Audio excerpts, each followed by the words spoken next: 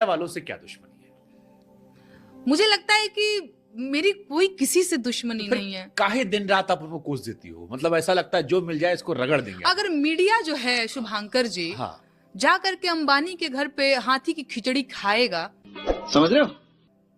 तो मैं क्या बोलूं। मीडिया के लोग अगर प्रधानमंत्री जी के साथ फोटो खिंचा खिंचा करके मार अपने मन का कैप्शन, और देश में बहुत सारे मुद्दे चल रहे हैं जिस पे बात की जानी चाहिए उस पे बात नहीं करेगा, ये गड़बड़ है बाबा। तो आप बताइए मैं क्या करूं। बट ये तो हमेशा से होता है। जैसे अभी आप, चलो आप जिनकी बात कर रहे हो, क्योंकि मैं टीवी से आया हूं, मैं समझता हूं कि जब प्रधानमंत्री आते हैं, कोई आते हैं, तो आपसे कहा भी जाता है कि, और आपके घर कोई अगर आता है मेहमान, जैसे आप मेरी मेहमान हैं, तो हो सकता है नेहा सिंह राठौर 10 लोग को ना पसंद हो, 4 को बहुत पसंद हो, लेकिन मैं आपके साथ भी डालूंगा। बिल्कुल ठीक बात है। मुझे भी गाली देंगे। बिल्कुल ठीक बात ऐसे है। अगर प्रधानमंत्री आ रहे हैं तो लोग खिंचवा ले रहे हैं। भाई होता किसी मम्मी को प्रधानमंत्री अच्छे लगते हो, तो रुको जरा, सबर करो। ठीक है, ठीक है, देश के प्रधान, और वो प्रधानमंत्री, आप कई बार पद का भी सम्मान करते हो कि यार इतना बड़ा आदमी आपके साथ आया है, ठीक है। हालचाल ले रहा है।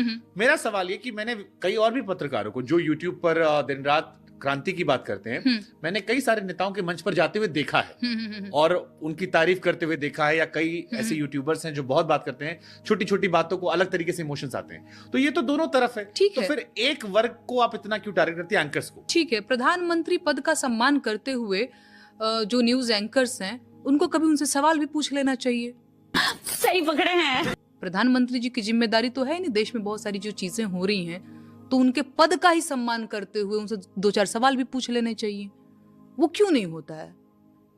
अब अनौपचारिक मुलाकात होगी, औपचारिक मुलाकात शायद मौका ना दिया गया उन्हें। नहीं तो आप लोगों ने क्यों नहीं मौका उनसे मांगा? जैसे आप हैं, आपने मुझे बुलाया, यही नहीं, अभी और सुनिए। आप भी उन लोगों को अरे अप्रोच करिए। बुलाया तो हमने अखिलेश यादव को भी था। हाँ। बुलाया तो हमने नहीं, अखिलेश यादव जी की तो दूसरी बात हो गई, वो विपक्ष नहीं, के हो गए, प्रधानमंत्री की मैं बात हो रही बता है। रहा हूँ कि बुलाने को तो हम सबको बुलाते हैं, लेकिन अगर कोई नेता नहीं आ रहा है, जैसे मैं एग्जांपल दे रहा हूँ, जैसे मेरा मन है अगर प्रधानमंत्री जी आए तो जितने सवाल मैंने आपके लिए रखे हैं, मेरा तरीका वही रहेगा कि मैं एक सोशल मीडिया पोस्ट डालूंगा, मैं कहूंगा आपके कोई सवाल है प्रधानमंत्री जी को लेके, आप दे दीजिए, मैं उनसे वो सवाल पूछ देखिए, लूंगा। सबसे पहली चीज कि मेरे में और प्रधानमंत्री जी में बड़ा अंतर है। सही बात। मैं बहुत दूसरी चीज हो गई। पूरे देश के प्रति जो भी चीजें हो रही हैं उसकी जिम्मेदारी प्रधानमंत्री जी को लेनी ही होगी। ये बड़ी अच्छी बात कही आप। ठीक है। मुझे लगता है कि न्यूज एंकर्स जिनको वो प्रधानमंत्री जी इंटरव्यू नहीं दे रहे हैं, ये कहना चाहिए दिन रात कि प्रधानमंत्री जी जो है इंटरव्यू ही नहीं दे रहे हैं। ये भी बात नहीं चल रही है। मुझे लगता है, ये मेरा अपना जो है ओपिनियन है कि मीडिया के लोगों को प्रधानमंत्री जी से सवाल करना सीखना चाहिए बिना डरे, ना कि जी सर जी सर। ठीक है, सम्मान तो है, प्रधानमंत्री का सम्मान होना चाहिए, बूढ़े बुजुर्ग आदमी है, प्रणाम भी होना चाहिए। आपको बुजुर्ग लगते हो? वो तो लोग सच में कहते हैं मेरे कि बाबा बुजुर्ग थे, 70। लोग कहते हैं कि बड़ा मेहनत करते हैं, जवान है एकदम, अभी दिन रात काम करते हैं 17-18 घंटे। नहीं ठीक है, वो दाढ़ी वाड़ी तो सफेद है, उनके बुजुर्ग आदमी हो है। सकता है स्टाइल हो। पता नहीं, मुझे नहीं पता, ये उनसे ही पूछिए। बात तो सही है। दौड़ना तो पड़ता है। तो कहा जा रहा है कि टीवी एंकर से आपको विशेष मोहब्बत है। नहीं, मुझे लगता है कि नेहा कि सिंह राठौड़ खोजती कौन सा मिल गया, आज ये मिल गया, बस चलो अरे ठीक। नहीं। बस अब तुम ये हो, तुम ये हो, तुम ये हो, तुम ये हो, ये मेरा freedom of speech and expression है। हम नहीं सुनेंगे, हमको मत बोलना, हम बोलेंगे, हमारा एक्सप्रेशन है। देखिए, सच बात ये है ना कि बहुत सारे लोगों का भी और मेरा भी गुस्सा है मीडिया वाले लोगों को लेकर के कि वो जनता के मुद्दे नहीं दिखा रहे हैं। समझ रहे हो? ये बड़ी अच्छी बात कही आप। जैसे एक पता नहीं अभी लद्दाख में कोई है, उनका नाम सोनम वांगचुक जी। हाँ, सोनम वांगचुक जी, वो बड़ा कई दिनों से प्रदर्शन कर रहे हैं। कई लोग मुझसे, हमने कवर किया उसे। आपने उसे बहुत बधाई के पात्र हैं आप। तो लोग मुझसे कह रहे थे कि यार देखो, देश का मीडिया इस चीज को नहीं दिखा रहा है। मणिपुर में बहुत सारी चीजें होती रही, अभी भी हो रही हैं, देश का मीडिया इसको नहीं दिखा रहा। तो ये गुस्सा तो है ही, लोगों का गुस्सा है। आप मेरी बात क्यों कर रहे हैं? बात करो। नहीं, देखिए, आपने एक सवाल पूछा कि बीजेपी से आपको टिकट मिला तो आप लड़ेंगी कि नहीं। मैं उस पर एक जवाब देना चाहती हूँ कि हाँ, बिल्कुल, मुझे लगता है कि मैं उस पर भी विचार कर सकती हूँ। 2-4 जो मेरे शर्त होंगे, और इसी में जैसे क्या शर्त हो? हाँ, वो शर्त मैं बताती हूँ, उसी से आप समझ जाइएगा अंतर भी। मुझे लगता है कि जिस दिन प्रधानमंत्री जी साहेब जी मणिपुर चले जाएंगे, मैं विचार कर सकती हूँ। बेरोजगारों पर लाठी बरसाना जिस दिन बंद हो जाएंगी, मैं उस दिन विचार कर सकती हूँ। किसानों पर जिस दिन बम और गोले बरसाए जाने बंद हो जाएंगे, मैं उस दिन विचार कर सकती हूँ। जिस दिन क्या बोलते हैं, जंतर मंतर पे जो बेटियां प्रदर्शन कर रही थी, बेटियों के साथ ये जो बलात्कार, अत्याचार और ये जो दुर्व्यवहार है, ये रुक जाएगा, मुझे लगता है कि मैं जरूर विचार कर सकती हूँ। नेहा, मतलब अगर मैं प्रैक्टिकल होकर बात करूं, मणिपुर को जितना मैंने पढ़ा, क्योंकि मैंने बहुत सारे वीडियोस बनाए और मेरे कई वीडियोस को कांग्रेस से कई प्रवक्ताओं ने आज तक पर जब मैं डिबेट करता था वो कोट भी करते थे कि देखिए आपका वो वीडियो हमने देखा, भावुक हो गया। आप पर यह आरोप लगता है कि आप पीएम मोदी के विरोधी हो, और अभी तो रुको, क्लाइमैक्स अभी बाकी है, या बीजेपी विरोधी हो। क्या आप वाकई में उनकी आइडियोलॉजिकल विरोधी हो, या अगर नहीं है तो ऐसा परसेप्शन क्यों बिल्कुल बन गया है, और या फिर ऐसे ट्वीट्स आप पे क्यों आते हैं कि अगर हम शुरू के 30 ट्वीट स्क्रॉल करते हैं तो वो एक ही पार्टी विशेष को लेकर केवल तंज में होते हैं। कई बार लोग कहते हैं कि कुछ तो अच्छा भी किया होगा, वो नहीं आते हैं, या कुछ भी और किसी और भी राज्य में गलत हुआ होगा, वो भी नहीं आते हैं। तो ये क्यों होता है? अभी मजा आएगा ना भिड़ो। देखिए, एक रही बात कि कुछ तो अच्छा किया होगा, मैं बार बार वही बात कह रही हूँ कि बिल्कुल ठीक बात है कि इस सरकार की भी कुछ सफलताएं हैं, कुछ विफलताएं हैं, ठीक है। जो सफलताएं हैं, जो उनको लगता है कि ये सफलताएं हैं, उनके पास अपना मंच है, अपनी मीडिया है, रोज रोज वही बात कह रहे हैं कि मैंने तो ये कर दिया बोलो थैंक यू, मैंने तो वो कर दिया बोलो थैंक यू। मीडिया भी सेम वही चीज दिखा रहा है, समझ रहे हो? बड़े बड़े होर्डिंग एडवर्टाइजमेंट हो रहे हैं। क्या नहीं है महाराज उनके पास? ऐसा कुछ है जो उनकी मुट्ठी में नहीं है? ऐसे ऐसे करेंगे, सब कुछ है उनके पास। मेरे पास कुछ भी नहीं है ना। लोगों के पास कुछ नहीं है, जनता के पास उसका मंच नहीं है। जनता के अगर जनता परेशान है, उसके पास कौन सा मंच है? मुझे एक और चीज लगता है कि मेरी तो फिर भी एक छोटी सी पहचान है, तो मुझे अगर अपनी बात कोई, मुझे लगता है कि दबी मेरे मन में कोई बात है, कोई नहीं सुन रहा है, तो मैं एक कॉल करूंगी आपको, शुभांकर जी मेरे मन में ये बात है, मैं चाहती हूँ कि मीडिया में जाए। यही नहीं, अभी और सुनिए। तो मुझे लगता है 1 मिनट के लिए आप मेरी बात सुनेंगे, मेरा इंटरव्यू जाएगा और 4 लोग देखेंगे, या मेरे पास अपना सोशल मीडिया है, मैं वहां से भी अपनी बात रख सकती हूँ। जनता के पास उनका मंच नहीं है।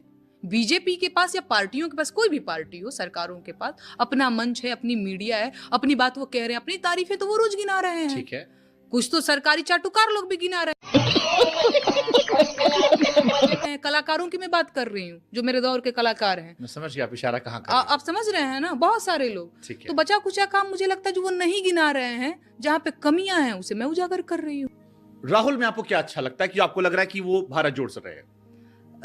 राहुल जी से मैं वैसे नहीं मिली हूँ कि जैसे बिना किसी से मिले मैं कैसे ही किसी के बारे में कोई टिप्पणी कर सकती हूँ,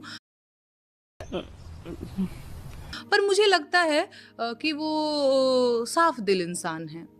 ये आपने टीवी में देख के परसेप्शन बनाया?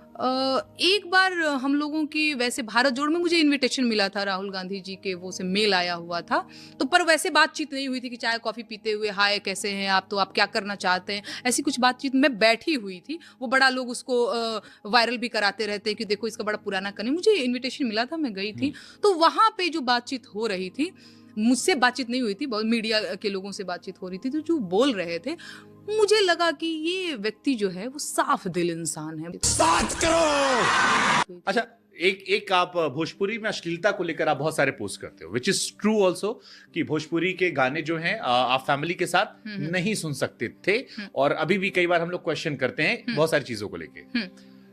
रवि किशन ने इसको लेकर पब्लिकली अपॉलॉजी कर दी। मैंने उनके कई सारे इंटरव्यूज देखे जिसमें उनसे पूछा गया कि आप ये गानों के लिरिक्स को लेकर, तो उन्होंने कहा हाँ मेरा एक गाना है रिमोट से लहंगा वाला कुछ था, और उसको लेकर मैं अपॉलॉजी करता हूँ, ऐसा नहीं करना चाहिए था और मैं आगे ध्यान रखूंगा।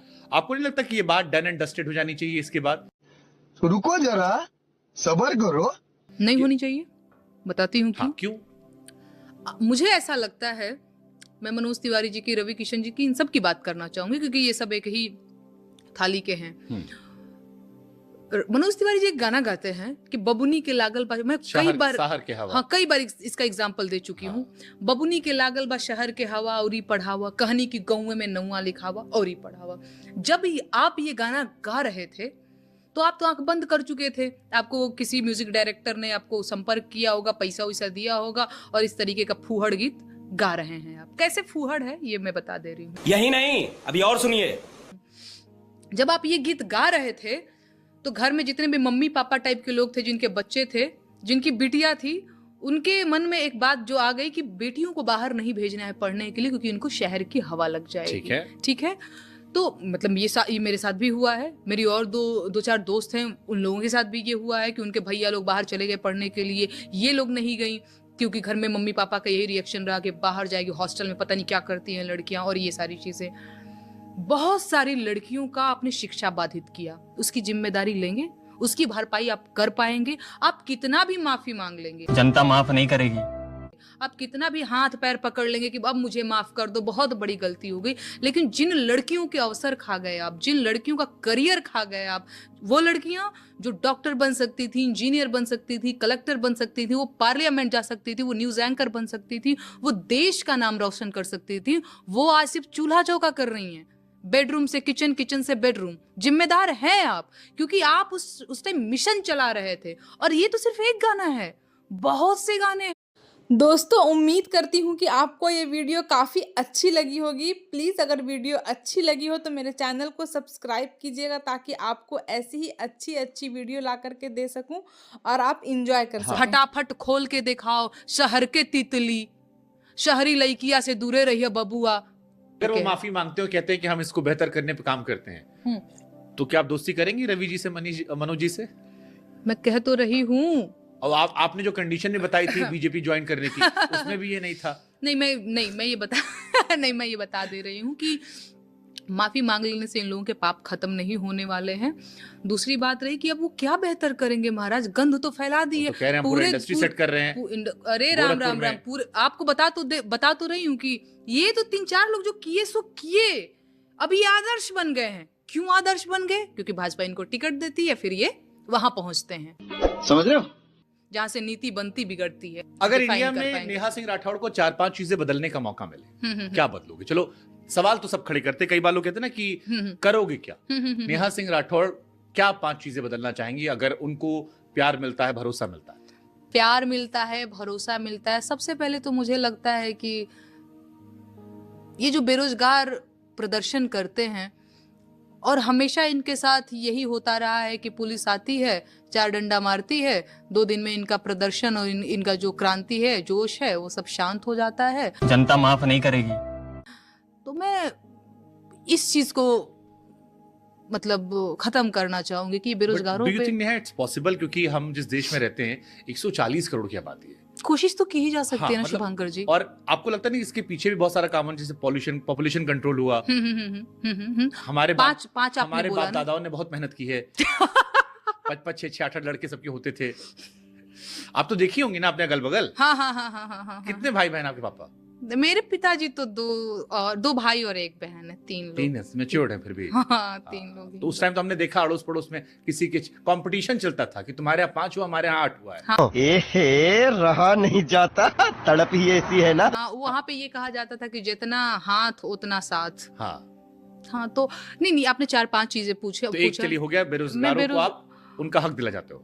हाँ, दूसरी चीज देखिए क्या है ना कि एक तो सबसे पहली चीज, मुझे आइडिया नहीं है कि जब आप उस पद पे, उस पावर पे जाते हो तो बहुत सारी चीजें होती हैं आपके इर्द गिर्द, बहुत सारे सलाहकार होते हैं। सिर्फ आप ही नहीं डिसाइड कर रहे होते कि ये मुझे कर देना है, बस ये काम हो गया, ऐसा नहीं होता है।